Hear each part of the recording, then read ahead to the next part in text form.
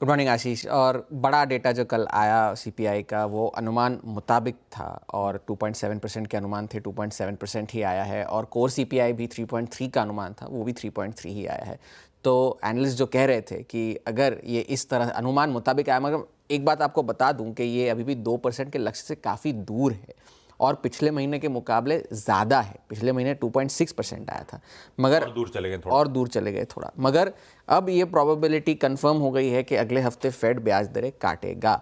अब सीएमई के जो फेड वॉच टूल है वहाँ पर अब 25 बेसिस पॉइंट्स के कट की प्रोबेबिलिटी अब 99% हो गई। तो अब मानकर चल लीजिए कि अब अगले हफ्ते कट आना ही है। तो मोटा मोटी हम इंतजार कर रहे थे कि हमारे आंकड़े के आसपास आए तो काम हो गया, और वो आ गया। बाजार का यही मानना था और यही एक्सपेक्टेशन यही थी कि कमज़ोर नहीं आना चाहिए। अनुमान मुताबिक रहा तो भी ठीक है। वह तो जेरोम पावेल ने भी कहा था कि अभी भी काफ़ी काम करना बाकी है 2% तक जाने में, मगर इस वजह से फिर अनुमान मुताबिक आए तो अब अगले हफ्ते का ब्याज दर का कट होना तय है। मगर अब अगले साल क्या होगा इस बारे में कमेंट्री जाननी ज़्यादा ज़रूरी होगी। तो वो एक बड़ा डेटा पॉइंट जो निकल कर आया, और उस वजह से अब जब रेट कट की प्रोबेबिलिटी बढ़ गई है, उस वजह से टेक्नोलॉजी के शेयरों में कल बहुत ज़बरदस्त खरीदारी हुई। जैसे आप कह रहे थे, एप्पल को छोड़कर सारे जो बिग टेक के शेयर्स थे उनमें कल ज़बरदस्त तेज़ी देखने मिली। टेस्ला एक रिकॉर्ड हाई पर है, अल्फ़ाबेट रिकॉर्ड हाई पर है, नैस्डैक कल 20,000 के ऊपर बंद हुआ। टेस्ला ने पिछले 6 हफ्तों में $515 बिलियन जोड़े हैं अपनी मार्केट कैप में।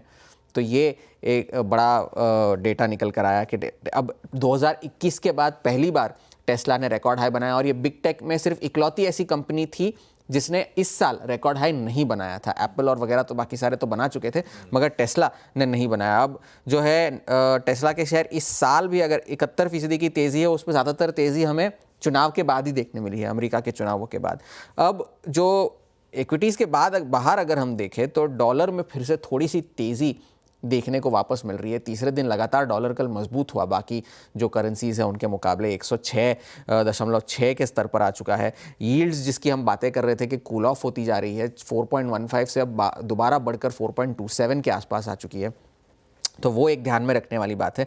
मगर चीन में अभी भी काफ़ी सारा फोकस बना हुआ है, क्योंकि पोलिट ब्यूरो जो आज वो वर्किंग कमेटी की जो मीटिंग है उसका आज आखिरी दिन है, उसमें से क्या निकल कर आता है वो देखने मिलेगा। कल रॉयटर्स के हवाले से एक खबर आई थी कि जो वहाँ के पॉलिसी मेकर्स है वो ये विचार कर रहे हैं कि युआन को डॉलर के मुकाबले और कमज़ोर किया जाए, यानी कि और डीवैल्यू किया जाए। ये खबरें निकल कर आ रही है। प्रस्ताव है, अभी कोई औपचारिक घोषणा नहीं है, मगर एनालिस्ट का ये कहना है कि अगर इस तरह से कोई प्रपोजल रखा जाता है तो उसे वो अमल में लाते ही है। तो मतलब ये बात चल रही है कि 2025 में अब युआन और कमज़ोर होगा डॉलर के मुकाबले। और जेपी मॉर्गन, नोमुरा, इन सबका कहना है कि अब 7.5 या 7.6 तक होगा। कल का जो स्तर था वो 7.3 था, ये एनालिस्ट का कहना है। अब तेल की कीमतों में भी थोड़ा सा उछाल देखने मिला, ये इसके बावजूद कि यूएस में जो इन्वेंट्रीज थी वो बढ़कर आई है, घटकर नहीं है, बढ़कर आई है उसके बावजूद। मगर एल्गो ट्रेडर्स ने इसमें खरीदारी के मौके ढूंढे हैं, और एल्गो ट्रेडर्स की खरीदारी की वजह से ब्रेंट और WTI दोनों में कल मजबूती देखने मिली प्राइसेस में।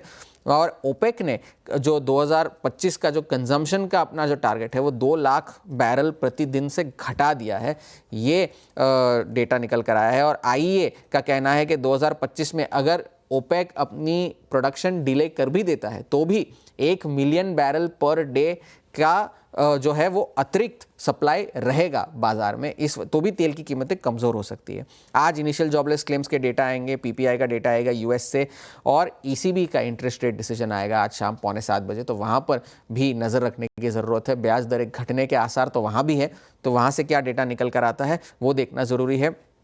टेक्नोलॉजी के शेयरों पर आज नज़र होगी। हैंडओवर नैस्डैक के लिहाज से बहुत मजबूत है, और फेड के जो रेट कट के हिसाब से भी अच्छी खबर निकल कर आई है। चलिए भाई साहब, 25 बेसिस पॉइंट्स अब ऑलमोस्ट तय हो गया। तो 50, 25 और 25, अभी 1% का कट हो जाएगा जब से कटौती की शुरुआत हुई है। ठीक बात है। तो इन्फ्लेशन का डेटा अच्छा ही है, अगर उस